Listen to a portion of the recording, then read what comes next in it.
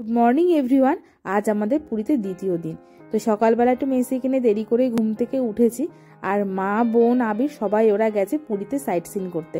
আমি যেতে পারলাম না, মেসি যেহেতু খুব ছোট, ওর খাওয়া ঘুমটুম আছে, তো সেটা সব সমস্যা হবে সেজন্য।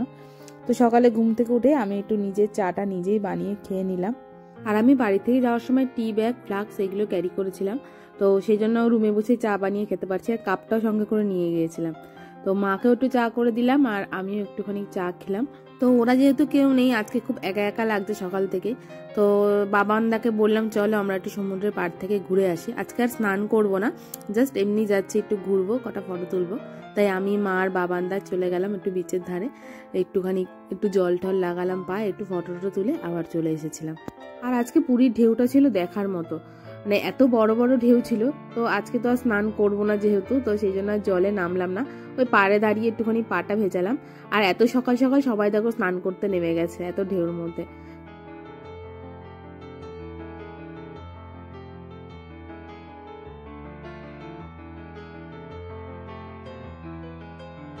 আজ 28শে ডিসেম্বর, কে বলবে পুরীর যা ওয়েদার, তাতে করে বোঝার মতো উপায় না এটা মে জুন মাস নাকি ডিসেম্বর মাস।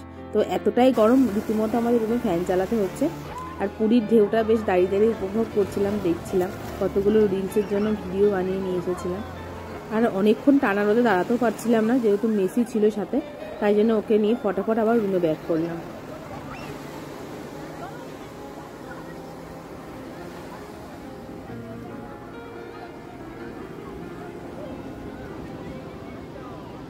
সমুদ্রে যাবো ডাব খাবো না সেটা তো হয় না।